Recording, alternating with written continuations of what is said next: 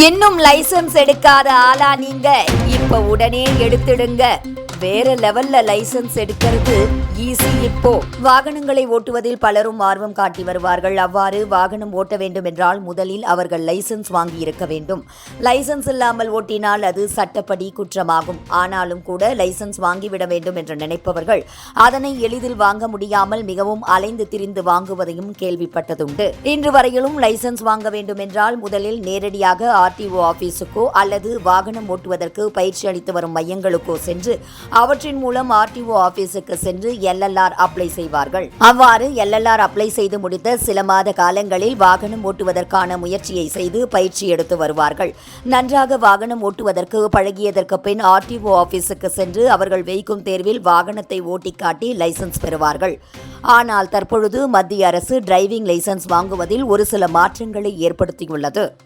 அதன்படி ஜூன் 1ஆம் தேதிக்கு மேல் புதிய லைசென்ஸ் வாங்க வேண்டும் என்று நினைப்பவர்கள் நேரடியாக ஆர்டிஓ ஆபீஸுக்கு சென்று 8 போட்டு காட்ட தேவையில்லை என்றும், டிரைவிங் ஸ்கூலில் வைக்கப்படும் தேர்வில் தேர்ச்சி பெற்றால் அவர்கள் கொடுக்கும் சான்றிதழை வந்து ஆர்டிஓ ஆபீஸில் காட்டி லைசென்ஸ் பெற்றுக் கொள்ளலாம் என்றும் குறிப்பிடப்பட்டுள்ளது.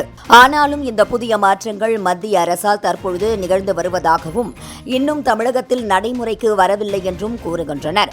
மேலும் ஒரு சில குறிப்பிட்ட டிரைவிங் ஸ்கூலுக்கு மட்டுமே இந்த உரிமம் வழங்கப்பட்டுள்ளதாகவும், அரசாங்கத்தால் அங்கீகரிக்கப்பட்ட டிரைவிங் ஸ்கூலில் வழங்கப்படும் சான்றிதழ் மட்டுமே வைத்து லைசென்ஸ் பெற முடியும்.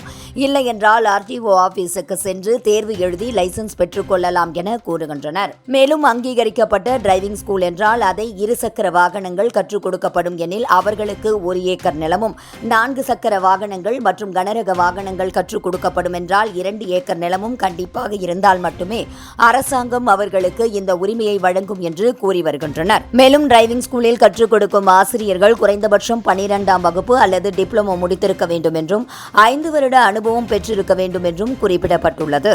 இதுபோன்ற திட்டங்கள் அமலுக்கு வந்தால் விபத்துக்கள் ஏற்படுவதை குறைக்க முடியும் என்றும், லைசென்ஸ் இல்லாமல் வாகனம் ஓட்டினால் 1000 முதல் 2000 வரை கட்டணம் வசூலிக்கப்படும் என்றும், 18 வயதுக்கு கீழ் உள்ளவர்கள் வாகனங்களை ஓட்டினால் அவர்களின் மேல் பெற்றோர்கள் மீதும் நடவடிக்கை எடுக்கப்பட்டு வாகனத்தின் ஆர்சி புக் ரத்து செய்யப்படும் என்றும், 25,000 வரை அபராதம் பிடித்து வாகனம் ஓட்டியவருக்கு 25 வயது ஆகும் வரை லைசென்ஸ் வாங்க முடியாத அளவிற்கு நிலைமை ஏற்படும் என கூறி வருகின்றனர். எனவே லைசென்ஸிற்கு அப்ளை செய்ய வேண்டும் என்று நினைப்பவர்கள் ஆன்லைனில் பரிவாகன் வெப்சைட்டிற்கு சென்று ஆன்லைன் சர்வீஸ் என்ற ஆப்ஷன் சென்று டிரைவிங் லைசென்ஸ் என்ற ஆப்ஷனில் சென்று அதில் கேட்கும் விவரங்களை பதிவு செய்து பணம் செலுத்தி அதன் பிறகு ஆர்டிஓ ஆபீஸுக்கு சென்று லைசென்ஸ் பெற்றுக் கொள்ளலாம் என்று கூறி வருகின்றனர். தற்போது இது குறித்த செய்திகள் இணையத்தில் வைரலாகி வருகிறது.